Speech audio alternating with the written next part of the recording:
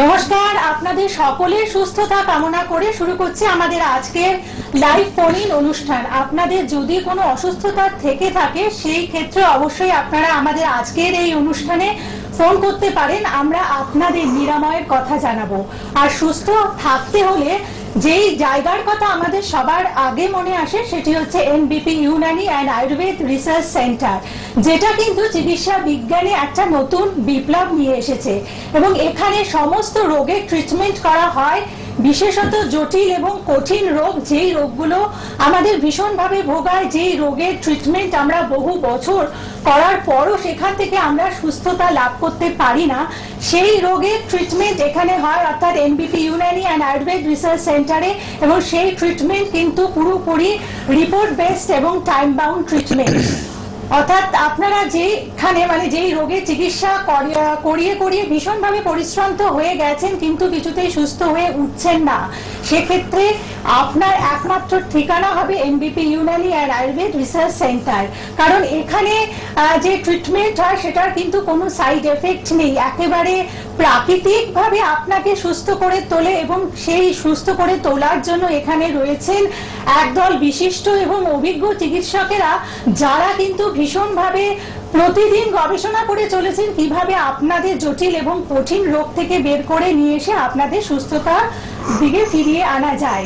এবং আজকের অনুষ্ঠানে আমাদের সাথে উপস্থিত আছেন NBP Unani and Ayurveda research সেন্টারের বিশিষ্ট ডক্টর এবং এখানকার যিনি সিএমএ অর্থাৎ chief medical administrator doctor Somkirti Ghoshal আজকের অনুষ্ঠানে উপস্থিত। প্রথমে ডাক্তারবাবুকে স্বাগত জানাই। নমস্কার। নমস্কার। আর আপনারা আমাদের অনুষ্ঠানে ফোন করুন। আজকে আমরা যে বিষয়টি নিয়ে আলোচনা করব সেটি ধরতে গেলে আমরা যেটা শুনে এসেছি যে একটু বয়স হয়ে গেলে আমাদের সেই রোগের প্রকোপটা বেড়ে যায়, কিন্তু এখন দেখা যায় যে বয়সের কিন্তু কোনো সীমানা নেই, যে কোনো বয়সে এই রোগটি হতে পারে। এবং একটিকে বলা হয়ে থাকে অস্টিও আর্থ্রাইটিস। এবং অস্টিও আর্থ্রাইটিস, অ্যাকচুয়ালি আর্থ্রাইটিস যে কথাটি, এটি একটা গ্রিক ওয়ার্ড, যেখানে আর্থ মানে হচ্ছে জয়েন্ট এবং ইটিস মানে হচ্ছে ইনফ্লেমেশন, অর্থাৎ আমাদের জয়েন্টের যে ইনফ্লেমেশন হয় সে তাকেই কিন্তু আর্থ্রাইটিস বলা হয়ে থাকে। এবং সেখান থেকে আজকে আমরা অস্টিও আর্থ্রাইটিস নিয়ে ডাক্তারবাবু আলোচনা করব। এবং এই অস্টিও আর্থ্রাইটিসের কিভাবে একজন পেশেন্ট বুঝতে পারবেন তার অস্টিও আর্থ্রাইটিস হয়েছে এবং আয়ুর্বেদে এটার থেকে আমরা কিভাবে সুস্থ হয়ে উঠতে পারবো সেই বিশেষ আলোচনা আমরা যাব। অস্টিও আর্থ্রাইটিস আপনি যেটা বললেন, অস্টিও আর্থ্রাইটিস আপনি বললেন এটা অস্টিও এবং আর্থ্রাইটিসে হচ্ছে আইটিস এবং অস্টিও এই দুটো টার্ম নিয়ে আসছে। আইটিস কথার অর্থ হচ্ছে ইনফ্লামেশন এবং অস্টিও কথার অর্থ হচ্ছে হাড়। তো হাড়ে যেখানেই আমাদের ইনফ্লামেশন হোক না কেন সেটাকে আমরা অস্টিও আর্থ্রাইটিস বলছি। সেটা আমাদের নি জয়েন্টে অস্টিও আর্থ্রাইটিস হতে পারে, শোল্ডার জয়েন্টে হতে পারে, হিপ জয়েন্টে হতে পারে। তো বিভিন্ন জায়গায় এই অস্টিও আর্থ্রাইটিস হতে পারে। আর এইটাকে অস্টিও আর্থ্রাইটিসটাকে আমাদের আয়ুর্বেদে বলা হয় সন্ধিবাত। সন্ধি মানে হচ্ছে জয়েন্ট, যেখানে সন্ধিতে আমাদের এই বাত রোগটা হচ্ছে সেটাকে সন্ধিবাত বলা হয়। কিন্তু আজকে যে মেন আলোচনাটা করব, আপনারা টিভি স্ক্রিনে যাচ্ছে দেখুন, কি আমাদের নি জয়েন্টে যখন অস্টিও আর্থ্রাইটিস হচ্ছে আমাদের উপরে দেখতে পাচ্ছেন একটা বোন রয়েছে, এটা হচ্ছে ফিমার বোন, আর নিচের বোনটা হচ্ছে টিবিয়া এবং ফিবিউলা, আর মাঝখানে রয়েছে হচ্ছে সাইনোভিয়াল ফ্লুইড, যেখানটা নীল দেখাচ্ছে ওই জায়গাটা হচ্ছে সাইনোভিয়াল ফ্লুইড রয়েছে। যখন এই সাইনোভিয়াল ফ্লুইডটা ধীরে ধীরে কমছে তখন কি হচ্ছে, উপরের হাড়টা আর নিচের হাড়টা পরস্পর ঘষা লাগছে এবং দেখুন ওই সাদা জায়গার উপরে যে ক্ষয়ে গেছে ওরকম ক্ষয় তৈরি হচ্ছে, তখনই হচ্ছে অস্টিও আর্থ্রাইটিসটা উৎপন্ন হচ্ছে। এবং এই ক্ষয়ের ফলে কি হচ্ছে, ক্ষয়টা হচ্ছে ডিজেনারেশন। আমাদের দেখবেন এক্সরে রিপোর্টে লেখা থাকে ডিজেনারেটিভ চেঞ্জ হয়েছে। তো ক্ষয়টা কিভাবে হচ্ছে, যখন পরস্পর দুটো হাড় ঘষা লাগছে তখনই ক্ষয়টা হচ্ছে। কারণ কি, আমরা দুটো যদি পাথর ঘষি বা কিছু জিনিস শক্ত জিনিস যদি ঘষি তখনই দেখা যাবে কিন্তু যে কোনো জিনিসের ক্ষয় হবে। তো হাড়ের যখন ক্ষয় হচ্ছে তখনই কিন্তু আমাদের পায়ে ব্যথাটা চালু হচ্ছে, হাঁটু ব্যথাটা, যেটা নিয়ে আজকের মেন আলোচনা। এই হাঁটু ব্যথাটা তখনই চালু হচ্ছে। হাঁটু ব্যথার সাথে সাথে কি আসছে, আমরা প্রোগ্রামের শুরুতে বলেছিলাম আইটিস মানে ইনফ্লামেশন। ইনফ্লামেশনের 5টা ভাগ রয়েছে, ক্যালার রয়েছে, রুবার রয়েছে, ডলার রয়েছে, ফাংশিওলাসা রয়েছে।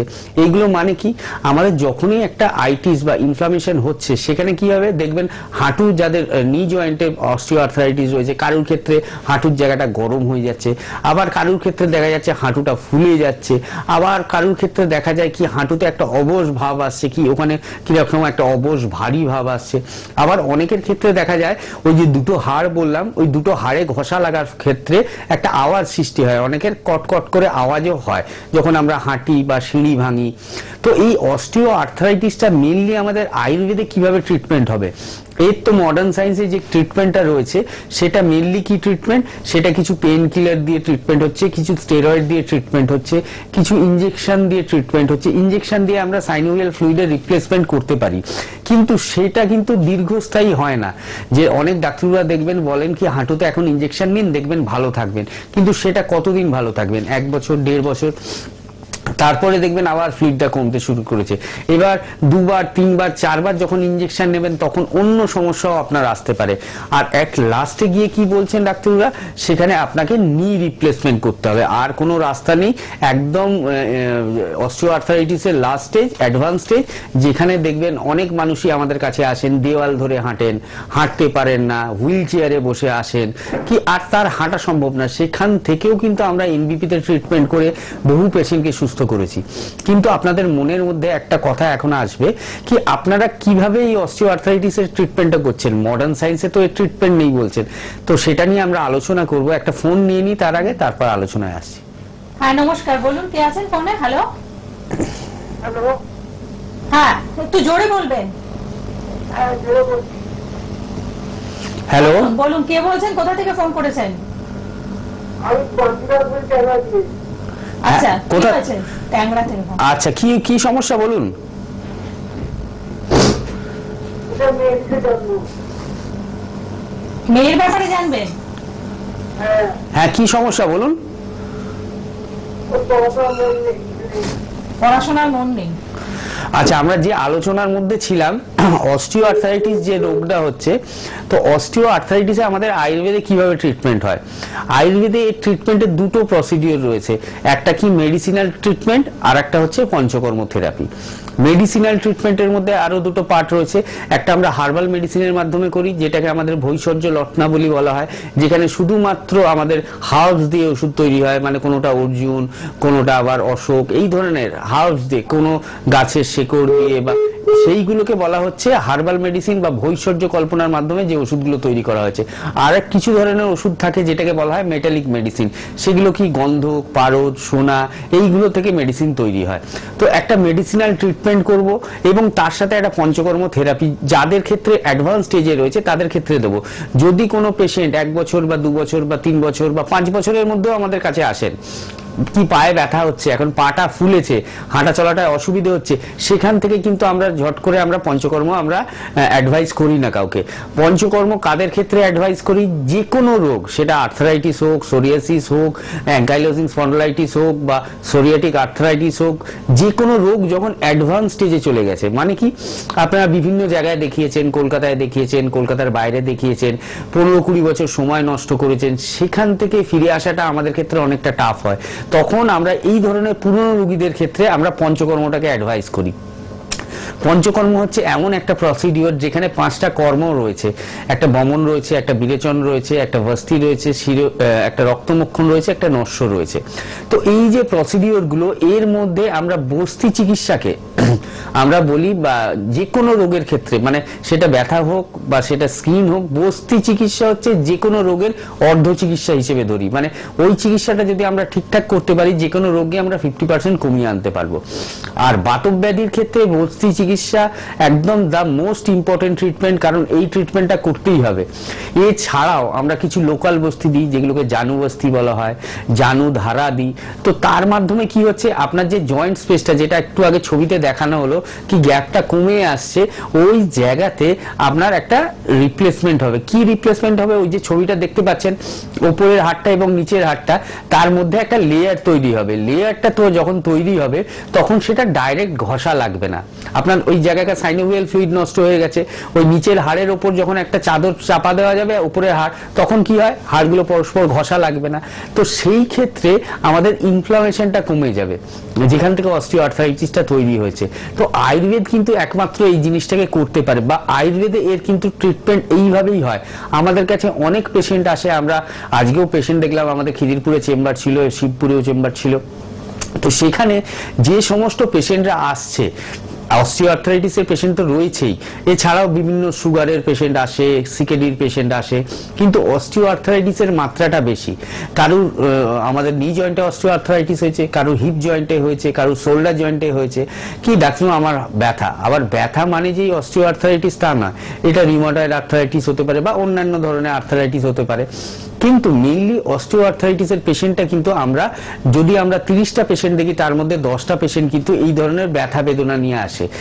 এবং কি তারা এমনও কিছু পেশেন্ট তাদের মধ্যে আসছে যারা হাঁটা চলাটা একদম টোটাল বন্ধ করে দিয়েছে।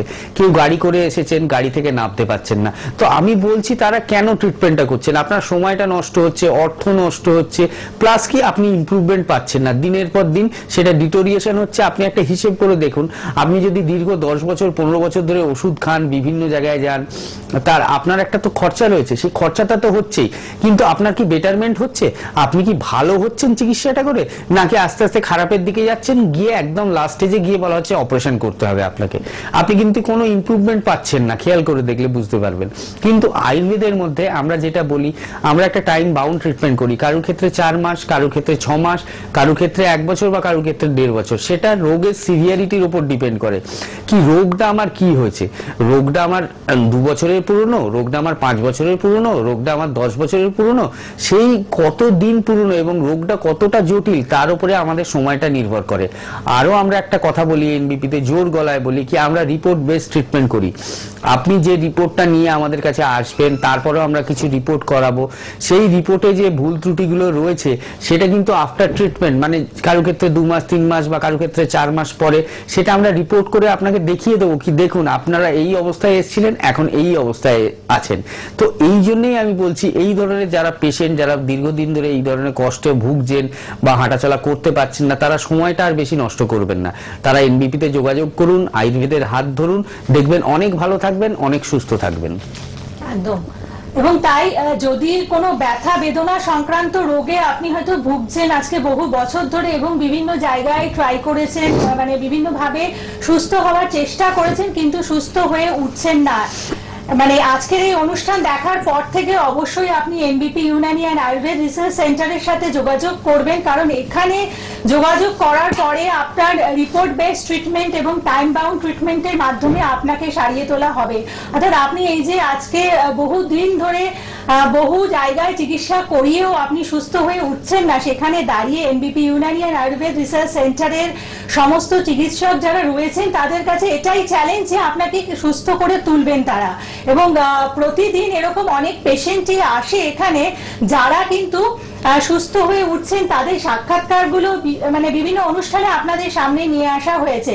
এবং যারা আজকে যোগাযোগ করতে চাইছেন আপনারা অবশ্যই ফোন করে নেবেন। দেখুন হেল্পলাইন নাম্বার বলে যে নাম্বারগুলো আপনারা পরপর পাচ্ছেন, সেখানে ফোন করুন 9830235527, আরেকটি দেখুন 9830235537।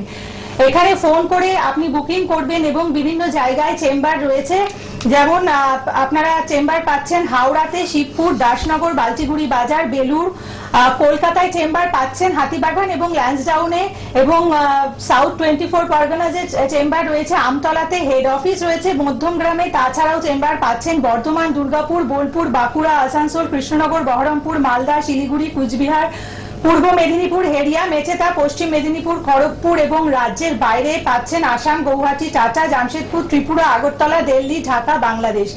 তার মানে বুঝতেই পাচ্ছেন যে এনবিপি Unani and Ayurveda research centre কি কারণে তাদের এত শাখা প্রশাখা বিস্তার করেছে, কারণ আপনাদের মধ্যে চাহিদা রয়েছে এই ট্রিটমেন্টের। বিশেষ করে যারা ভীষণভাবে বহু জায়গায় ট্রাই করেছেন তাদের ক্ষেত্রে বলবো যে অবশ্যই এনবিপি ইউনানি অ্যান্ড আয়ুর্বেদ রিসার্চ সেন্টারের হাত আপনারা ধরবেন। টাইম বাউন্ড ট্রিটমেন্ট এবং রিপোর্ট বেসড, যেহেতু রিপোর্ট বেসড ট্রিটমেন্ট আপনারা বুঝতেই পাচ্ছেন যে আপনাদের সুস্থতার জায়গা সায়েন্টিফিক্যালি প্রুভ করে দেন রিপোর্টের মাধ্যমে। তো আজকে আমরা আলোচনা করছি অস্টিও আর্থ্রাইটিস নিয়ে। তো সেক্ষেত্রে ডাক্তারবাবু বলবো এই যে অস্টিও আর্থ্রাইটিসের যে আক্রান্ত ব্যক্তিদের সংখ্যা যে বাড়ছে তার জন্য কি আমাদের ওভারওয়েটের জায়গাটা কোনোভাবে দায়ী? আমি সেটা বলবো। আপনি চেম্বারগুলো যেগুলো বললেন তার পাশাপাশি আমরা কয়েকটা চেম্বার নতুন ওপেন করছি, সেগুলোও বলে দিই। একটা আমাদের শিলচরে চেম্বার ওপেন হচ্ছে, এছাড়া হলদিয়ায় চেম্বার ওপেন হচ্ছে রিসেন্টলি এপ্রিলের মিড অফ এপ্রিল, এবং তারপরে আমাদের আরামবাগ চেম্বার ওপেন হচ্ছে, রায়গঞ্জে 2 এপ্রিল চেম্বার ওপেন হচ্ছে।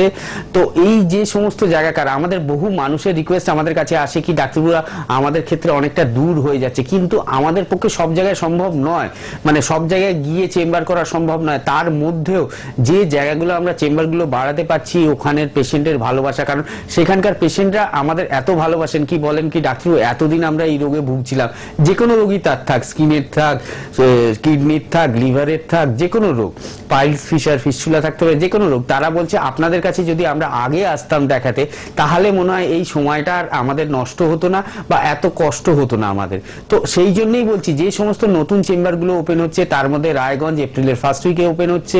যারা রায়গঞ্জে দেখাতে চান তারা অবশ্যই হেল্পলাইন নাম্বারে যোগাযোগ করে নেবেন। এছাড়া হলদিয়া, আরামবাগ, শিলচর এই 3টে জায়গায় ওপেন হচ্ছে।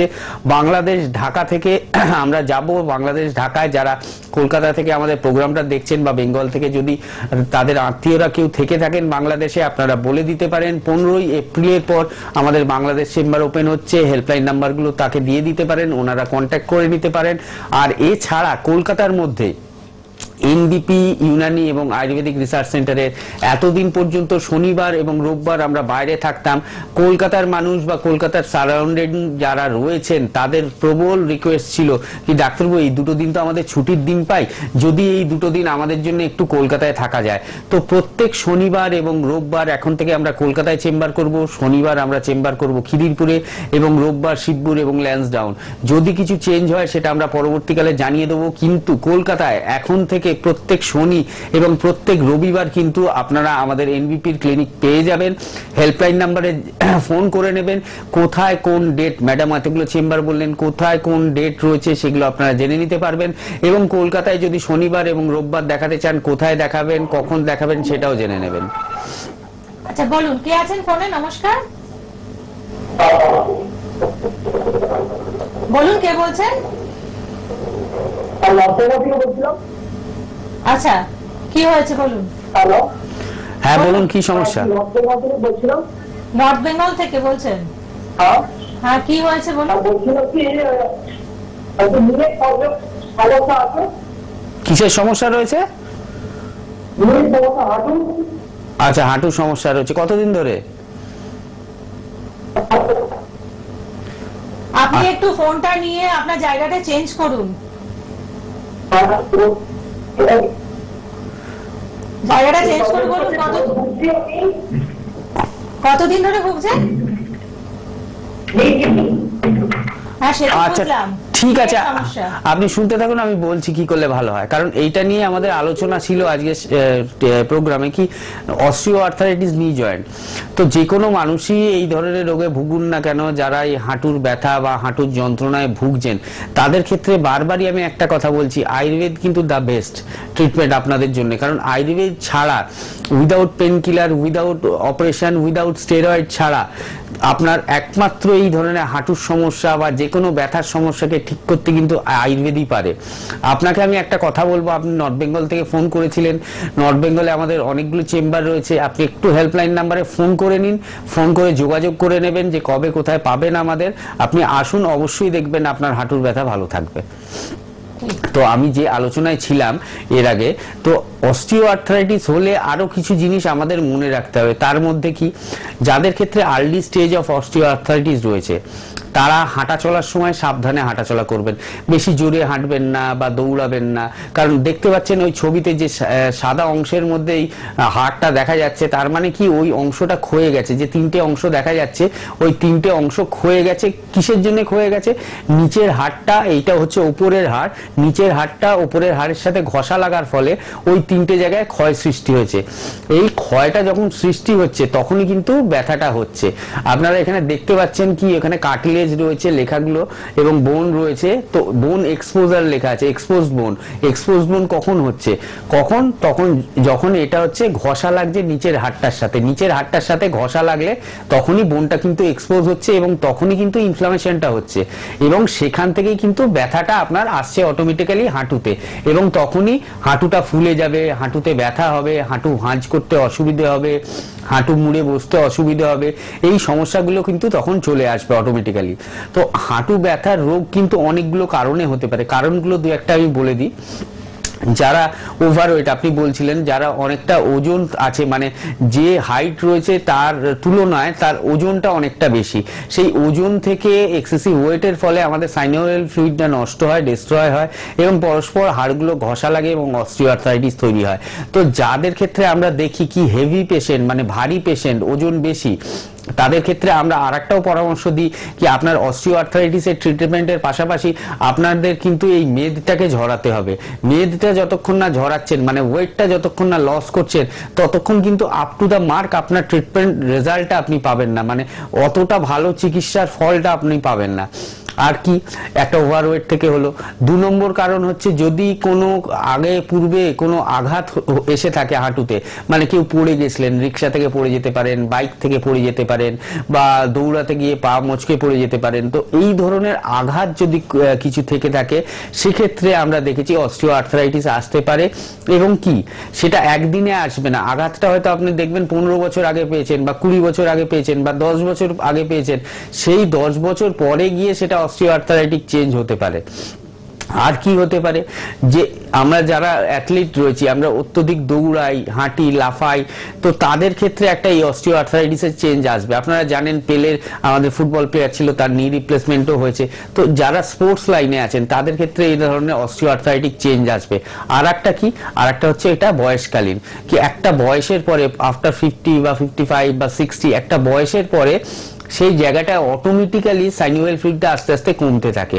কমার ফলে কি হয়, ওই দুটো হাড় যেটা আমরা ছবিতে দেখাচ্ছি বারবার, দুটো হাড় পরস্পর ঘষা লাগে এবং অস্টিওআর্থ্রাইটিস হয়। তো একটা এজের জন্য হতে পারে। তো এই 4টে কারণ মেইনলি হচ্ছে অস্টিওআর্থ্রাইটিস হওয়ার জন্য। এবং অস্টিওআর্থ্রাইটিস যারা পেশেন্ট, আমাদের নি জয়েন্টে অনেকগুলো কারণে কিন্তু পেন হতে পারে। হাঁটুতে ব্যথা হচ্ছে মানেই ভেবে নেবেন না কি আপনার অস্টিওআর্থ্রাইটিস হয়েছে। আমরা দেখালাম নিচের দুটো হাড়ের মধ্যে একটা টিবিয়া ছিল, একটা ফিবিউলা ছিল, উপরেরটাও ফিমার হাড় ছিল। তো টিবিয়াল স্পাইকিং যদি থাকে, মানে টিবিয়ার উপরের পোর্শনের অংশটা যদি ছুচালো হয়ে গিয়ে থাকে, সেই ছুচালো অংশটা যখন খোঁচা লাগে উপরে ফিমারে গিয়ে, তখন কিন্তু ব্যথা হতে পারে। সেটা কিন্তু অস্টিওআর্থ্রাইটিসের ব্যথা না, সেটা টিবিয়াল স্পাইকিং এর ব্যথা। আর কি কারণে আমাদের হাঁটুতে ব্যথা হতে পারে, যেটাকে আমরা অস্টিওআর্থ্রাইটিসের সাথে গুলিয়ে ফেলতে পারি, সেটা হচ্ছে অস্টিওফাইটিক চেঞ্জ। যদি হাঁটুতে কোনো অস্টিওফাইটিক চেঞ্জ হয়ে থাকে, মানে ছোট ছোট হাড় তৈরি হয়ে থাকে, সেক্ষেত্রে কিন্তু এই ধরনের হাঁটু ব্যথা আসতে পারে। আর কি কারণে আসতে পারে হাঁটু ব্যথা, আমাদের যে টেন্ডনটা রয়েছে, আমাদের যে কাফ মাসেল, তার উপরে যে টেন্ডনটা রয়েছে, টেন্ডনে যদি কোনো আঘাত এসে থাকে সেক্ষেত্রে কিন্তু হাঁটুর উপরে একটা ব্যথা আসতে পারে। তো হাঁটু ব্যথা হচ্ছে মানে আপনারা ধরে নেবেন না কি আপনাদের অস্টিওআর্থ্রাইটিক চেঞ্জ হয়েছে বা অস্টিওআর্থ্রাইটিস হয়েছে। কিন্তু আমি বলবো পেশেন্টরা বেশি দিন হাঁটু ব্যথা যাদের আছে তারাই 2 দিন বাইরে থেকে ওষুধ খেলাম। কারণ আমাদের কাছে যে পেশেন্টরা আসে আমরা তাদের সাথে আলোচনা করে দেখেছি কি ডাক্তারবাবু আমরা প্রথম দিকে করতাম কি, আমরা বাইরে থেকে ওষুধ খেতাম, ব্যথার কিছুদিন ভালো থাকতো, আবার খেতাম, আবার ভালো থাকতো, তারপরে ডাক্তারবাবুদের দেখাতাম, ডাক্তাররা এক্সরে করে ট্রিটমেন্ট করতেন, ব্যথার ওষুধ যতদিন খেতাম ততদিন ভালো ছিল। এই করতে করতে আমার 5-7 বছর হয়ে গেল। তো 5-7 বছর যে চলে গেল, তো হাঁটুটারই তো ক্ষতি হলো আপনার। আপনি যদি আগে থেকে ট্রিটমেন্টে আসতে পারতেন, আয়ুর্বেদিক ট্রিটমেন্ট বা আমাদের এনবিপিতে আসতে পারতেন, তাহলে তো এই 5 বছরটা নষ্ট হতো না, আপনি আগে থেকে তো সুস্থ হতে পারতেন। প্রত্যেকটা পেশেন্টকে যারা এই ধরনের অস্টিওআর্থ্রাইটিসে ভুগছেন তাদেরকে আমি একটাই রিকোয়েস্ট করব, ব্যথা যন্ত্রণা নিয়ে বেশি এক্সপেরিমেন্ট করবেন না। কারণ পেন কিলার, স্টেরয়েড এগুলো যদি অত্যধিক খাওয়া হয় তাহলে কিন্তু আপনার একটা গ্যাস্ট্রাইটিসের সমস্যা চলে আসবে, আপনার ইরোসিভ গ্যাস্ট্রাইটিস হবে, মানে কি পেটের মধ্যে ঘা সৃষ্টি হবে, জ্বালা করবে পেটে, কিডনির ওপরে চাপ পড়বে, লিভারের ওপরে চাপ পড়বে, তো অনেকগুলো অর্গানের ওপর ক্ষতি হবে। এবং এই ধরনের হচ্ছে NSAID বলা হয়, নন স্টেরয়েড অ্যান্টি ইনফ্লামেটরি ড্রাগ খাওয়ার কিন্তু বহু সাইড এফেক্ট রয়েছে। কারোর ক্ষেত্রে ভমিটিং টেন্ডেন্সি চলে আসে, কারোর ক্ষেত্রে শরীর দুর্বল হয়ে যায়, কারোর ক্ষেত্রে ভাটাইগোর প্রবলেম আসে, মানে মাথা ঘোরে। তো আপনারা এই 5 বছর 10 বছর 15 বছর ধরে যে মুড়ি মুরকির মতো ওষুধটা খেয়ে যাচ্ছেন তার কিন্তু একটা নির্দিষ্ট সাইড এফেক্ট হচ্ছে। আয়ুর্বেদের মেডিসিনে কিন্তু সাইড এফেক্ট লেস আমরা বলি, সামান্য আছে সেটা ধরার বাইরে, কারণ যে ওষুধের কাজ রয়েছে তার একটা অ্যান্টি কাজও থাকবে, কিন্তু সেটা একদম যথেষ্ট নগণ্য, অ্যালোপ্যাথির মতো নয় কি আমি যদি 1 বছর এই ওষুধটা খাই আমার এই ধরনের সাইড এফেক্ট আসবে। তো আপনাদের আমি প্রথম থেকেই বলছি, যাদের ক্ষেত্রে যারা নতুন পেশেন্ট তারা কিন্তু তাড়াতাড়ি এনবিপির সাথে যোগাযোগ করুন বা আয়ুর্বেদের হাত ধরুন, তাহলে কিন্তু আপনারা দেখতে পাবেন আপনাদের পাশাপাশি বাড়ির মা ঠাকুমা অনেকেরই কিন্তু অপারেশন হয়ে গেছে, অনেকেই হাঁটাচলা করতে পারে না, অনেকেই কষ্ট পায়, একটা ঘর থেকে অন্য ঘরে যেতে পারে না, অনেকে একতলা থেকে দোতলায় উঠতে পারে না, ভয়ঙ্কর ব্যথা হয়। তো সেই ব্যথার অবস্থায় যাচ্ছেন কেন? আর যারা এই ভয়ঙ্কর অবস্থাতেও রয়েছেন, যাদের ক্ষেত্রে নি রিপ্লেসমেন্ট অলরেডি বলে দেওয়া হয়েছে, তাদের ক্ষেত্রেও আমি একটা রিকোয়েস্ট করব কি নি রিপ্লেসমেন্ট করার আগে আয়ুর্বেদের হাত ধরুন।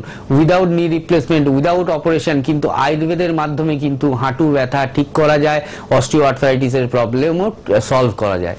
একদম। এবং এই যে মডার্ন প্যাথিতে আপনাদের নি রিপ্লেসমেন্টের কথা বলা হয়, সেক্ষেত্রে একটা রিপ্লেসমেন্ট মানে সেখানে হচ্ছে প্রচুর একটা খরচার ব্যাপার আছে, এবং আফটার রিপ্লেসমেন্ট মানে যার করা হচ্ছে তিনি কতটা সুস্থ হতে পারবেন সেটাও তো একটা প্রশ্নের ব্যাপার। হ্যাঁ একদমই, কারণ নি রিপ্লেসমেন্টের পরেও আমাদের কাছে পেশেন্টরা এসেছেন কি ডাক্তারবাবু আমার হাঁটু ব্যথা হচ্ছে, ডাক্তারবাবু বলেছেন আবার অপারেশন করতে হবে। নি রিপ্লেসমেন্টের পরে আর একটা কি সমস্যা দেখা যায়, সেকেন্ডারি ইনফেকশন হয়। যে জায়গাটায় কাটা হয় নি রিপ্লেস করার জন্য, সেখানে অনেক সময় সেকেন্ডারি ইনফেকশন মানে কি পুঁজ, রস, রক্ত মানে একটা ঘায়ের মতো সৃষ্টি হয়। সেটাও কিন্তু আমরা নি রিপ্লেসমেন্টের ক্ষেত্রে দেখেছি কি আফটার নি রিপ্লেসমেন্ট সেই অবস্থা নিয়েও আমাদের কাছে এসছেন।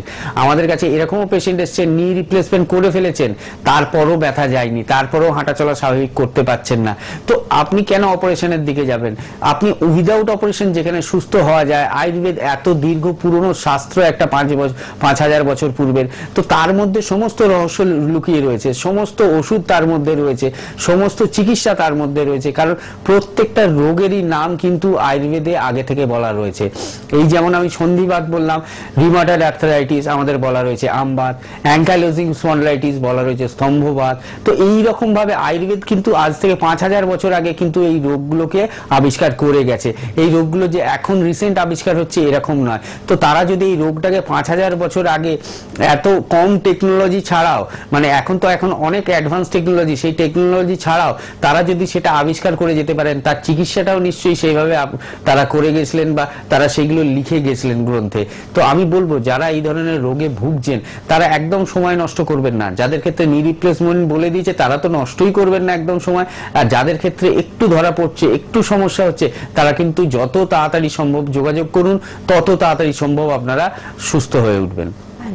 এবং তাই সুস্থ হয়ে ওঠাই হচ্ছে আমাদের একমাত্র লক্ষ্য, কারণ আপনি যতদিন সুস্থ থাকবেন ততদিনই কিন্তু আপনার এই পৃথিবীর সমস্ত কিছু ভালো লাগবে।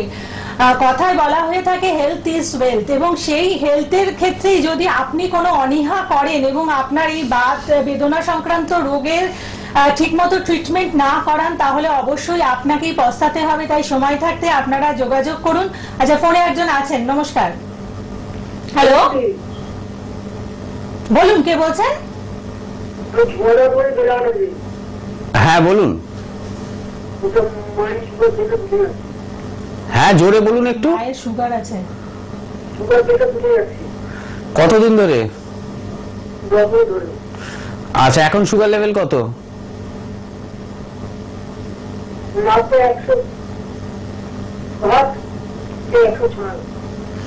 ঠিক আছে, আপনি শুনতে থাকুন টিভিতে, কি করলে ভালো হয় আমি বলছি। তো এই ধরনের সুগার বা প্রেশারের পেশেন্ট যারা দীর্ঘদিন ধরে সুগার বা প্রেশারে ভোগে তাদের কিন্তু অনেকগুলো সমস্যা আসতে পারে। তো ওনার মায়ের প্রেশার এবং সুগার দুটোই রয়েছে। সুগারের ভালো ট্রিটমেন্ট আয়ুর্বেদে রয়েছে, এটাকে মধুমেহ রোগ বলা হয়। এবং সুগার রোগটা এমন একটি রোগ যেটা কিন্তু অন্যান্য অর্গানকে নষ্ট করে দিতে পারে। কিরকম? আমাদের রেটিনোপ্যাথি করতে পারে, মানে চোখের সমস্যা, নিউরোপ্যাথি করতে পারে, নার্ভের সমস্যা আনতে পারে, সিকেডির মতো সমস্যা আনতে পারে, ক্রনিক কিডনি ডিজিজ যেটাকে বলা হয়, ডায়াবেটিক নেফ্রোপ্যাথি, আমাদের হার্টের সমস্যা আনতে পারে। তো সুগার রোগটা এতটাই ভয়ঙ্কর, সুগার রোগটাকে যদি আমরা প্রপারলি ট্রিটমেন্ট না করতে পারি তো এতগুলো সমস্যা সুগার রোগটা আনতে পারে। এবং তার পাশাপাশি আপনার মায়ের প্রেশার রয়েছে, প্রেশার মানে হার্টের কন্ডিশন দেখতে হবে কিরকম রয়েছে। কিন্তু দুটোরই খুব সুন্দর ট্রিটমেন্ট আয়ুর্বেদে রয়েছে, প্রেশার এবং সুগার। যারা এই ধরনের রোগে ভুগছেন তারা যোগাযোগ করতে পারেন। এবং আপনারা শুনে থাকবেন কি সুগারের ওষুধ দীর্ঘদিন খেয়ে যেতে হয়, কিন্তু আয়ুর্বেদে একদমই নয়। তারও পিছনে কারণ রয়েছে, কারণ আমরা প্যানক্রিয়াসটাকে স্টিমুলেট করি, যেখান থেকে ইনসুলিনটা সিক্রিয়েট হয় সেটাকে আমরা ঠিক করি, যেটাকে আমাদের আইলেটস অফ ল্যাঙ্গারহ্যান্স বলা হয়, বিটা সেল থেকে যেখান থেকে ইনসুলিনটা সিক্রিয়েট হয়। তো সেটাকে আমরা ঠিক করে আমরা কিন্তু এই ধরনের রোগের চিকিৎসা করি। তো আপনি একটু যোগাযোগ করে নেবেন, অবশ্যই আপনার মা ভালো থাকবেন। একদম। এবং আপনার মা তো ভালো থাকবেনই, এবং সময় মতো অবশ্যই আপনাদের প্রত্যেককে যোগাযোগ করতে হবে। আর অলরেডি যারা যোগাযোগ করেছেন এবং যারা ট্রিটমেন্ট করিয়েছেন এনবিপি ইউনানি অ্যান্ড আয়ুর্বেদ রিসার্চ সেন্টারে, তারা কি বলতে চাইছেন তাদের বক্তব্যগুলো আমরা শুনে নেব। নাম? স্বর্ণময়ী আদর, বাড়ি? বেলগেছিয়া। এর আগে কোথায় ট্রিটমেন্ট করিয়েছেন? রামতলায়। আচ্ছা, কি হয়েছে, কি সমস্যা আপনার? আমার সমস্যা অ্যালোপ্যাথি, ওই যে হার্টের অসুখ, তারপরে প্রেসার, সুগার, থাইরয়েড, গ্যাস, অম্বল। তো এইখানে কতদিন ট্রিটমেন্ট করাচ্ছেন? আয়ুর্বেদিক 15 দিন। তো 15 দিনে কিরকম আছেন? 15 দিন খুব ভালো আছি। আচ্ছা, এইখানে খোঁজ কিভাবে পেলেন? এখানে খোঁজ পাশের বাড়ি আমাদের এক ভদ্রলোকের খুব হয়েছিল, কোমর থেকে পা পর্যন্ত যন্ত্রণায় ছটফট করতো। সেই জন্য আমরা ভাবলাম যে এত তো অ্যালোপ্যাথি দেখাচ্ছি, কেন ভালো হচ্ছে না। আমার যখনই আমার যন্ত্রণা হতো তখন মনে হয় যেন আমি কিছু খেয়ে নিই, বিষ খাই, নাহলে আমি তেল ঢেলে পুড়ে মরে যাই। তারপরে আমার যখন ওদের খোঁজটা নিনু, বললো কোথা থেকে তুমি ভালো হয়েছ, আমার পাশের বৌমায়েরা সব খোঁজ নিয়ে এলো। তারপর সেইখানে ওইখানে ঠিকানা বলতে আমি বুধবার থেকে আসছি, 15 দিন। আজকে আমি 10 দিন ভালোভাবে ঘুমাচ্ছি, আর ওদিকে 5 দিন পরে আমি 10 দিন পরে খুব ভালো ঘুমাচ্ছি। আচ্ছা, এই এনবিপিতে এসে আপনি কতটা সুস্থ হয়েছেন? আমি ভালোই সুস্থ হয়েছি। মাঝে মাঝে শুধু একটু বুকটা ধড়ফড় করে, হার্টের তো অসুখ। নাম আপনার? আমার নাম স্বর্ণময়ী আদর।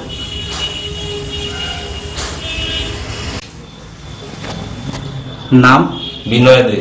কোথা থেকে এসছেন? জাঙ্গিপাড়া, হুগলিতে। আচ্ছা, আপনার কি সমস্যা?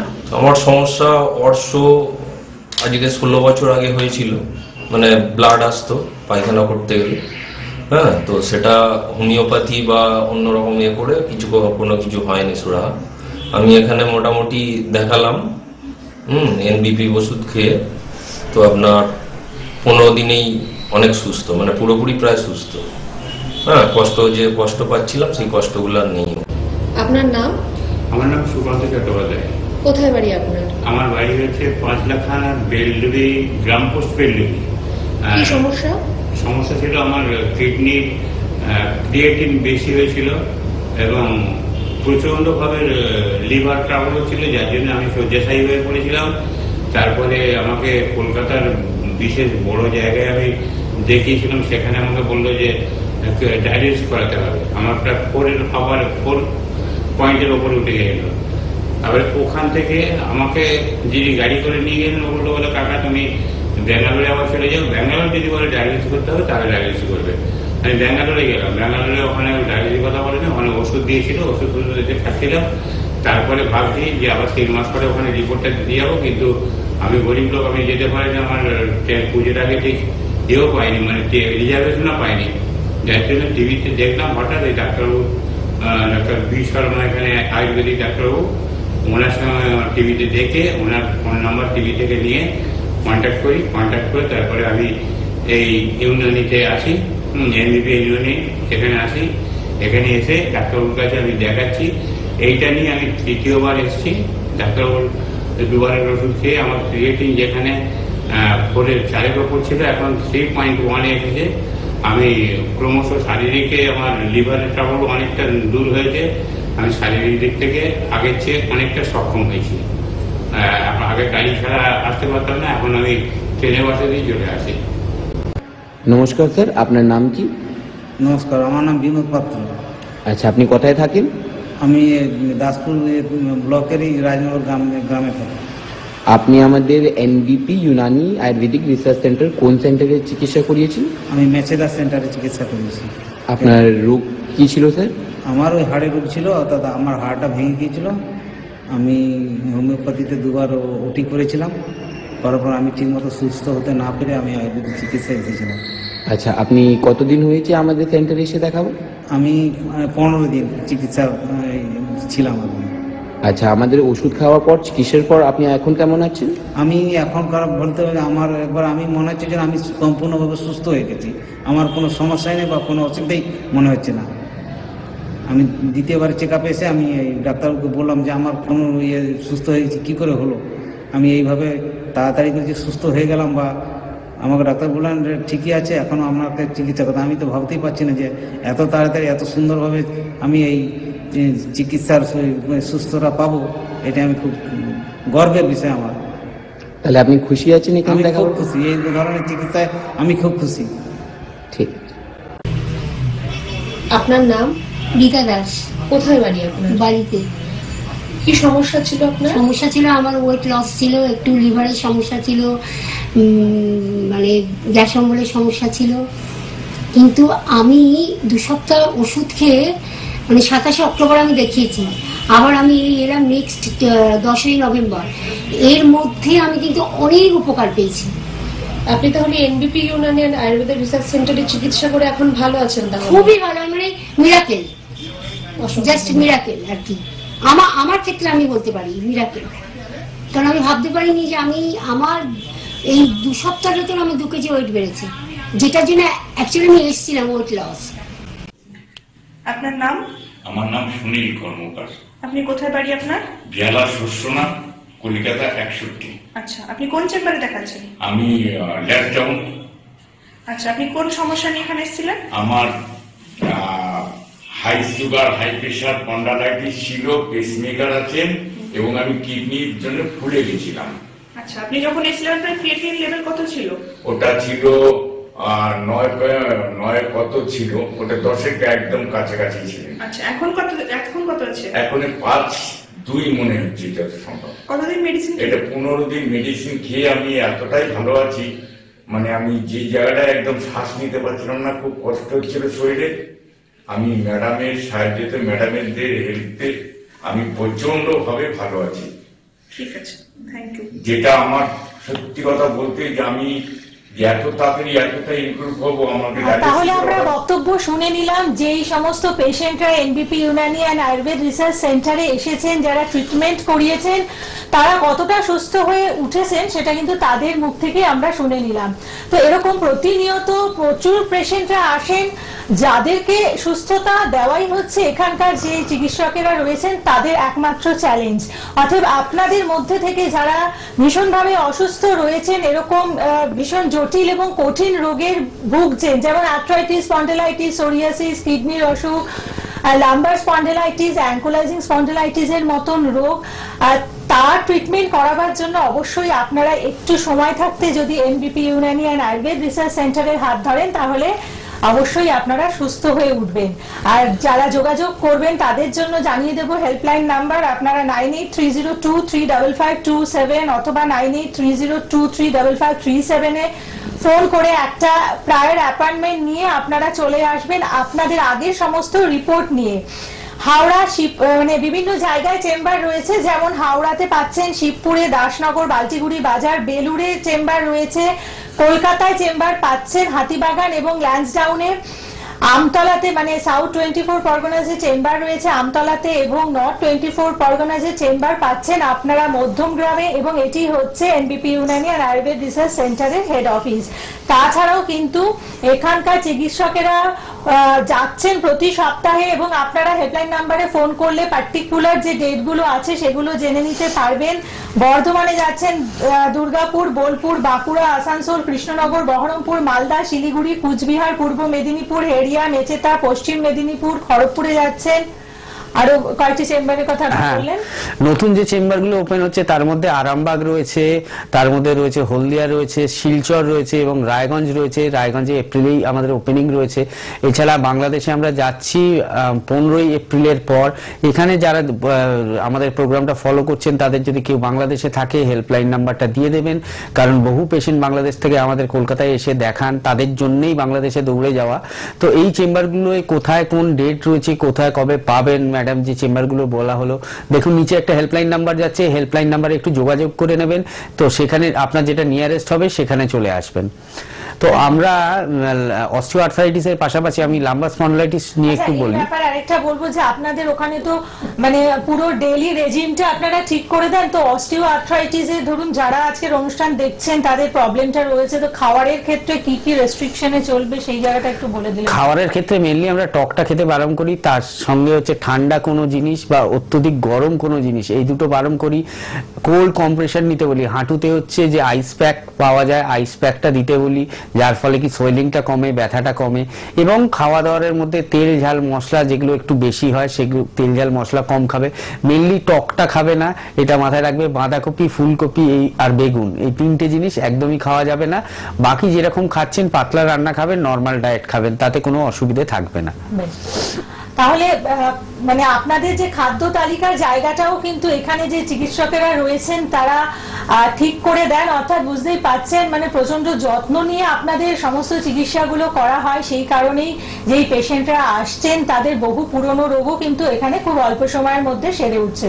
তো আজকে আমরা যেমন অস্টিও আর্থ্রাইটিস নিয়ে আলোচনা করলাম, সেরকম আমরা লাম্বার স্পন্ডাইলাইটিস নিয়েও একটু আলোচনায় যাব। লাম্বার স্পন্ডাইলাইটিস আমি যেটা বলছি, অস্টিও আর্থ্রাইটিসের সাথে লাম্বার স্পন্ডাইলাইটিসের আলোচনাটা এই কারণেই করব, কারণ অনেক পেশেন্ট এখনকার দিনে বসে কাজ করেন, তাদের কাজটাই কম্পিউটার বা ল্যাপটপের সামনে বসে বা ভারী ওজন তোলা এই ধরনের কাজগুলো থাকে। তো তাদের ক্ষেত্রে আমি একটাই কথা বলবো, এই ধরনের লাম্বার স্পন্ডাইলাইটিস আসতে পারে।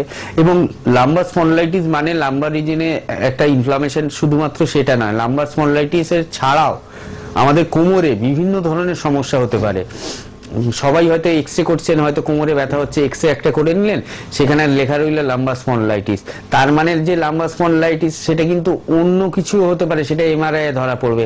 সেখানে প্রোলাপস ইন্টারভার্টিব্রাল ডিস্ক ডিসঅর্ডার থাকতে পারে। তার মানে কি দুটো ভার্টিব্রা যেটা রয়েছে লাম্বার রিজনে, পরপর যে 5টা ভার্টিব্রা রয়েছে, ভার্টিব্রার মধ্যেও ওই যেটা আমরা পূর্বে যে ছবিটা দেখালাম, যেমন দুটো হাঁটুর মধ্যে যেমন সাইনোভিয়াল ফ্লুইড থাকে যেটা মুভমেন্টটা করতে সাহায্য করে, সেরকম দুটো ভার্টিব্রার মধ্যে ভার্টিব্রাল ডিস্ক থাকে যেটা কি আমাদের সামনে বেন্ড হতে সাহায্য করে, পিছনে বেন্ড হতে, সাইডে বেন্ড হতে সাহায্য করে, এবং দুটো হাড়কে পরস্পর ঘষা যাতে না লাগে সেটা থেকে আটকায়। কিন্তু এই যে ভার্টিব্রাল ডিস্কটা কোনো প্রকারে চোট আঘাতের ফলে হতে পারে, উপর থেকে পড়ে যাওয়া থেকে হতে পারে, বা এই যে আমরা অনেকক্ষণ ধরে বসে কাজ করছি সেখান থেকে হতে পারে, ভারী ওজন তোলা থেকে হতে পারে, এই ডিস্কটা বাইরের দিকে ঠেলে বেরিয়ে আসে। তার ফলে কি হয়, আমাদের ওই ভার্টিব্রাল কলমের পাশ দিয়ে আমাদের নার্ভসগুলো যায়, মানে যে আমাদের ভার্টিব্রাল নার্ভসগুলো রয়েছে ওই নার্ভগুলোর উপরে একটা কম্প্রেশন তৈরি হয়। যখনই একটা জিনিস বাইরের দিকে ঠেলে বেরিয়ে আসবে তার পাশে যে জিনিসটা রয়েছে তার উপরে তো চাপা পড়বেই। তো সেই রোগটাকে আমরা বলা হয় ক্যানাল স্টেনোসিস। মানে কি হয়, ওই জায়গায় যে ক্যানালটা মানে যে চ্যানেলটা রয়েছে তার মধ্যে দিয়ে যে নার্ভটা যাচ্ছে সেখানটা কম্প্রেসড হয়। কম্প্রেসড হওয়ার ফলে একটা ব্যথা যন্ত্রণা তীব্র সৃষ্টি হয়, এবং সেই ব্যথা আমাদের কোমর থেকে দুটো পায়েতেই রেডিয়েট করতে পারে, মানে কোমর থেকে পায়ের দিকে নিচের তলার দিকে যেতে পারে। আবার অনেকের ক্ষেত্রে কোমর থেকে উপরের দিকেও ওঠে। আবার অনেকের ক্ষেত্রে কি হয়, প্রচন্ড শুধু কোমরে ব্যথাটাই থাকে, হাঁটা চলা করতে অসুবিধে হয়, হাঁটতে অসুবিধে হয়, স্বাভাবিক হাঁটা চলা আটকে যায়। এবং আরেকটা জিনিস আমি বলে দিচ্ছি, এই রিজনে আরেকটা সমস্যা আসতে পারে, সেটাকে বলা হয় সায়াটিকা, যেটাকে আয়ুর্বেদে বলছি গৃদ্ধসী বাত। সেটা কি হয়, আমাদের লাম্বার রিজনে ভার্টিব্রাগুলো 5টা শেষ হওয়ার পরে স্যাক্রামটা শুরু হয়, স্যাক্রাম ভার্টিব্রা যেটা রয়েছে। তো স্যাক্রামের ফার্স্ট স্যাক্রামটা রয়েছে সেখান থেকে সায়াটিক নার্ভটা আমাদের তৈরি হয়, মানে উৎপন্ন হয়, সেই সায়াটিক নার্ভের উপরে যদি কোনো কম্প্রেশন আসে তখন কিন্তু এই ধরনের কোমরে ব্যথা বা কোমর থেকে পায়ের দিকে ব্যথাটা যাচ্ছে এটা মনে হতে পারে। তো আমাদের যখনই কোমরে ব্যথা হবে তার কিন্তু প্রপার ট্রিটমেন্টটা করতে হবে। আমার কোমরে ব্যথা হচ্ছে, দুটো ওষুধ খেয়ে নিলাম না, একদমই না। কোমরে ব্যথাটা কি কারণে হচ্ছে, সেটাকে কিভাবে সারিয়ে তুলতে হবে, সেটা কিন্তু আফটার ডায়াগনোসিস, মানে প্রপার ডায়াগনোসিস, তোমার কি রোগটা হয়েছে সেটা জানলে তবেই সম্ভব। যে কোমরে ব্যথা হচ্ছে, একটা এক্সরে করলাম, এক্সরে তো সবসময় লাম্বার স্পন্ডিলাইটিস ধরা পড়বেই কোমরের যদি কোনো সমস্যা থাকে, কিন্তু তারপরও ফার্দার কিছু হতে পারে কিনা তার জন্য ফার্দার ইনভেস্টিগেশন রয়েছে। এবং যারা এই ধরনের, আমি নিজে চোখে দেখেছি বহু পেশেন্ট ক্রাচ নিয়ে হেঁটে আসেন, মানে হাঁটা চলাটাও বন্ধ হয়ে যায়, তাদের ক্ষেত্রে ডাক্তাররা অপারেশনের সাজেশন দেন। যেমন নি জয়েন্টের ক্ষেত্রে আমি বললাম কি নি জয়েন্টে অপারেশনের সাজেশন দেন, সেই একই আমাদের কোমরের ক্ষেত্রে যখন অ্যাডভান্স হয়ে যায় স্টেজটা, যখন প্রোলাপস ইন্টারভার্টিব্রাল ডিস্ক ডিসঅর্ডার বা ডিস্ক বালজিং যেটাকে বলে, ডিস্ক বালজিংটা মানে ভয়ঙ্কর ভাবে থাকে, মানে একদম অ্যাডভান্স স্টেজে থাকে, তখন ডাক্তাররা বলে উইদাউট অপারেশন আপনার কোনো কাজ হবে না। কিন্তু আমরা দেখেছি এই ধরনের পেশেন্ট আমাদের কাছে এসেছে যারা হাঁটতে পারছে না, ওয়াকার নিয়ে হাঁটছে বা ক্রাচ নিয়ে হাঁটছে বা হুইল চেয়ারে বসে আসছে, যাদের ক্ষেত্রে অ্যাডভাইস করে দিয়েছে অলরেডি ডাক্তাররা কি অপারেশন ছাড়া আপনাদের কোনো রাস্তা নেই, তারাও কিন্তু আমাদের কাছে ট্রিটমেন্ট করে সুস্থ আছে, তারাও আমাদের কাছে ট্রিটমেন্ট করে ভালো আছে। তো এইটাই হচ্ছে আয়ুর্বেদের ব্যাপার, আয়ুর্বেদের রহস্য। এবং এনবিপিটা সেই জন্য স্পেশালি আজকে আমাদের এত ব্রাঞ্চ কেন, আমাদের এত জায়গায় ছুটতে হচ্ছে কেন, কারণ যে সমস্ত মানুষ বিভিন্ন জায়গায় ট্রিটমেন্ট করেও ভালো হতে পারছেন না, তার থেকে ডিটোরিয়েশন হচ্ছে, তার থেকে খারাপ হচ্ছে, সেই সমস্ত মানুষেরা আমাদের কাছে এসে অন্তত মুখের হাসিটা ফিরে পাচ্ছেন, কিছুটা হলেও ভালো থাকছেন, বা বেশিরভাগ পেশেন্টরা তো সম্পূর্ণভাবেই সুস্থ হয়ে যাচ্ছেন। তারা আমাদের বলে ডাক্তারবাবু আমরা যে অবস্থায় আছি আমাদেরকে 20 থেকে 30% ভালো করে দিন, আমরা মনে করব কি হ্যাঁ আমরা একদম ভালো হয়ে গেছি। মানে এতটাই যন্ত্রণা বা কষ্টের মধ্যে তারা থাকেন। আমি বারবারই বলবো যে কোনো রোগ, হাড়ের রোগ নিয়ে আজকে আলোচনা করছি, হাড়ের রোগ কেন, স্কিনের প্রবলেম আপনাদের থাকতে পারে, সোরিয়াসিস, ভিটিলিগো বা আপনার এক্সিমার মতো প্রবলেম থাকতে পারে, বা আদার অন্যান্য স্কিনের প্রবলেম থাকতে পারে, সেই ধরনের প্রবলেমেরও আমরা ট্রিটমেন্ট করি। এছাড়া কি সিকেডি এখনকার দিনে প্রচন্ড বেড়ে গেছে। আগেকার দিনে আমরা সিকেডির মতো সমস্যা ঝট করে দেখতে পেতাম না। ক্রনিক কিডনি ডিজিজ যেটাকে বলা হয়, কিডনির মধ্যে ফিল্টারটা একদম নষ্ট হয়ে যায়, কিডনির যে ছাঁকনিটা যেটাকে আমরা গ্লোমেরুলাস বলছি, সেই ছাঁকনিটা নষ্ট হয়ে যাওয়ার ফলে কি হয়, যখন কোনো ছাঁকনি নষ্ট হয়ে যায় তখন সে প্রপারলি ছাঁকতে পারে না যে কোন জিনিসটাকে আমায় বার করতে হবে, কোন জিনিসটাকে আমার শরীরে রাখতে হবে। ভালো এবং খারাপ দুটোই আমাদের শরীরে জমতে শুরু করে এই ছাঁকনিটা খারাপ হওয়ার ফলে। তখনই কি হয়, ইউরিয়া এবং ক্রিয়েটিনিনটা যখন জমা শুরু হয়, ইউরিয়া ক্রিয়েটিনিনটা সাধারণত ছেঁকে বের করে দেওয়া হয় শরীর থেকে, যতটা লাগবে তারপরে বের করে দেওয়া হয়। কিন্তু যখন এই ছাঁকনিটা খারাপ হয়ে যাচ্ছে, ইউরিয়া ক্রিয়েটিনিনটা শরীরে জমছে এবং ব্লাডে মিশে ব্লাড লেভেলে ইউরিয়া এবং ক্রিয়েটিনিনটা বাড়ছে, এবং ইউরিয়া এই ক্রিয়েটিনিনটা ধীরে ধীরে বাড়তে বাড়তে যখন ইউরিয়া দেখা যাচ্ছে 60, 70, 80 হয়েছে, নর্মাল যেটা 45 to 50, এবং ক্রিয়েটিনিন যেটা নর্মাল লেভেল 1 সেটা 1 বা 1.2 নর্মাল লেভেল, সেটা দেখা যাচ্ছে বেড়ে বেড়ে 2, 3, 4, 5-এ চলে গেছে। তখনই ডাক্তাররা বলছেন কি এবার তোমায় ডায়ালিসিস করতে হবে, আর কোনো রাস্তা নেই। কিন্তু ডায়ালিসিস করে কি ডাক্তারবাবু আমরা ভালো হব, সেটা কি কোনো পেশেন্ট জিজ্ঞেস করছে? ডাক্তারবাবু বলছে না, ডায়ালিসিস ছাড়া তোমার কোনো রাস্তা নেই। ডায়ালিসিস নিয়ে যে তুমি ভালো হবে সেটা তো একদমই নয়, ডায়ালিসিস ছাড়া তোমার কোনো রাস্তা নেই। কিন্তু আয়ুর্বেদে রয়েছে উইদাউট ডায়ালিসিস মানুষ ভালো থাকতে পারে। আমাদের কাছে বহু পেশেন্ট রয়েছে যারা ট্রিটমেন্ট করে আমাদের কাছে ডায়ালিসিস ছাড়া এখন অনেকেই ভালো রয়েছেন, তাদের এখন আর ডায়ালিসিসের প্রয়োজন পড়ে না। বা এরকমও পেশেন্ট এসছেন যারা ডায়ালিসিস নিচ্ছেন, একটা বা দুটো করে সারা সপ্তাহে নিচ্ছেন, তাদের ক্ষেত্রেও আমরা দেখিয়েছি কি হ্যাঁ উইদাউট ডায়ালিসিস বেঁচে থাকা যায়, উইদাউট ডায়ালিসিস ভালো থাকা যায়। কিন্তু ক্রিয়েটিনিন লেভেলটা যখন প্রথম ধরা পড়ছে, যখন 2 বা 3 বা 1.8 এই জায়গায় যাচ্ছে। আর একটা কথা বলে দেবো, যারা সুগার প্রেশারের পেশেন্ট বা যারা সুগারের পেশেন্ট বা প্রেশারের পেশেন্ট, তারা কিন্তু প্রত্যেক 6 মাস ছাড়া, কারণ ঝট করে তো আমরা বুঝতে পারবো না, প্রত্যেকে তো আমরা ডাক্তারবাবু নয় কি আমার এই রোগটা হচ্ছে কি কারণ থেকে। তো ঝট করে প্রত্যেক মানুষকে আমি বলবো কি 6 মাস ছাড়া যাদের ক্ষেত্রে সুগার বা প্রেশার রয়েছে, ইউরিয়া এবং ক্রিয়েটিনিনটা চেক করানোর, কারণ এই দুটো সুগার এবং প্রেশার মিলে কিন্তু কিডনিটার ক্ষতি বেশি করে। সিকেডির পেশেন্ট আমরা তাদেরই পাই, 100 জনের মধ্যে 60 জন বা 70 জনের সুগার প্রেশার দুটোই রয়েছে। তো আপনাদের ক্ষেত্রে আমি একটাই বলবো, ক্রিয়েটিনিন লেভেল নামানো যায়। এবং কি থেকে বুঝবেন যে আপনি কেন আপনি ক্রিয়েটিনিন বাড়ছে আপনি ভাববেন, আমি কয়েকটা লক্ষণ বলে দিচ্ছি, যেগুলো হলে আপনারা সাবধানতা অবলম্বন করবেন, ডাক্তারদের কাছে যাবেন। কি কি?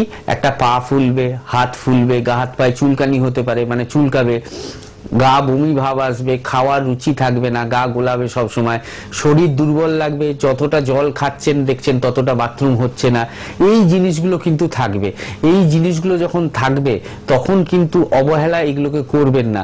সঙ্গে কি প্রেশার সুগার যদি থাকে তাহলে তো একদমই অবহেলা করবেন না, তারপরের দিনই কোনো ভালো ডাক্তারবাবুকে দেখাবেন। আর আমি একটা কথা বলবো, এই আয়ুর্বেদে কিন্তু সম্ভব এই ধরনের সিকেডি পেশেন্টকে সুস্থ করা, আয়ুর্বেদে সম্ভব উইদাউট ডায়ালিসিস পেশেন্টকে ভালো রাখা। কারণ আমাদের কাছে বহু পেশেন্ট রয়েছেন যারা 3, 4, 5, 6, 7 অব্দি ক্রিয়েটিনিন, আগের দিন আমি মধ্যমগ্রামে একটি পেশেন্টকে দেখলাম 11.68 ক্রিয়েটিনিন। তো আমাদের কাছে পেশেন্টরা এসে কিন্তু সুস্থ আছে, তারা বলছে কি ডাক্তারবাবু আমার তো ডায়ালিসিসটা করতে হচ্ছে না। ডায়ালিসিস যারা করে ডায়ালিসিসের কষ্টটা তারা বোঝে, কি প্রত্যেক সপ্তাহে 2বার বা 3বার ডায়ালিসিস করলে শরীরের কি অবস্থা হয়, শরীর একদম দুর্বল হয়ে যায়, শরীর একদম ভেঙে যায়, খাওয়ার ইচ্ছে থাকে না, একদম রোগা হয়ে যায় আস্তে আস্তে মানুষটা। কিন্তু আমরা যদি আয়ুর্বেদে, আমাদের পেশেন্টরা বলে আমরা আয়ুর্বেদ করব, আয়ুর্বেদ করে যদি আমরা ক্রিয়েটিনিন এবং ইউরিয়াকে একটা জায়গায় আটকে রাখতে পারি বা কমিয়ে আনতে পারি, নর্মালে আনতে পারি, তারা যখন চোখে দেখছেন নিজের চোখে কি আমার 5 ক্রিয়েটিনিন ছিল এখন 2 ক্রিয়েটিনিন আছে, তাহলে কেন আমরা মডার্ন সায়েন্সের কাছে যাব? ডাক্তারবাবু আপনারা আমাদের জন্য ভগবান, এরকম কথাও বলে। তো আমি তাদের ক্ষেত্রে বলবো যারা এই ধরনের রোগে ভুগছেন, ক্রিটিক্যাল রোগ, যার কোনো চিকিৎসা পাচ্ছেন না, যার জন্য আপনাকে বিভিন্ন জায়গায় দৌড়ে বেড়াতে হচ্ছে, তাদেরকে আমি বলবো কি এনবিপির হাত ধরুন, আয়ুর্বেদের হাত ধরুন। আয়ুর্বেদের মধ্যে কিন্তু এর ট্রিটমেন্ট সম্ভব এবং আয়ুর্বেদ এটা বারবার প্রমাণ করে দিয়েছে কি আয়ুর্বেদিক চিকিৎসা করে এই ধরনের পেশেন্টকে সুস্থ রাখা যায়। একদম। এবং তাই সুস্থতা যদি আপনার কাম্য হয় তাহলে আপনাদের এইরকম রোগ যদি বাসা বেঁধে থাকে শরীরে, আর চিন্তা না করে অবিলম্বে এসে আপনারা NBP Unani and Ayurveda research সেন্টারের হাত ধরুন। কারণ এখানে যে চিকিৎসকেরা রয়েছেন তারা কিন্তু একেবারে টাইম বেসড ট্রিটমেন্ট করেন, অর্থাৎ আপনাদের কিন্তু একটা নির্দিষ্ট সময়ের মধ্যে সুস্থ করে তোলে। আর সেই কারণেই যে আপনার কিডনির অসুস্থতা থাকুক বা অস্টিওআর্থ্রাইটিস থাকুক বা আপনার অ্যাঙ্কোলাইজিং স্পন্ডিলাইটিস থাকুক, যে কোনো ভয়ঙ্কর রোগ থাকুক বা ইনকিউরেবল ডিজিজ থাকুক, সেক্ষেত্রে কিন্তু আপনাদের একটা নির্দিষ্ট সময় দিয়ে দেন, যেই সময়টুকুর মধ্যে আপনাদের সেই ওষুধ খেতে হবে এবং ট্রিটমেন্টে থাকতে হবে, তারপরে কিন্তু আপনারা ভালো হয়ে ওঠেন।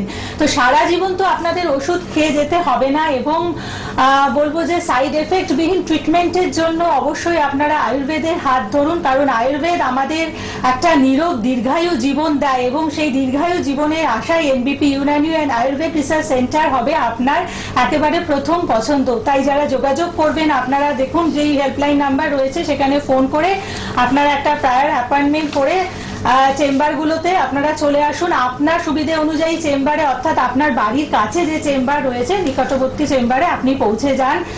যেমন হাওড়াতে আপনারা চেম্বার পাচ্ছেন, শিবপুর, দাসনগর, বাল্টিগুড়ি বাজার, বেলুর, হাতিবাগান এবং ল্যান্সডাউনে চেম্বার রয়েছে।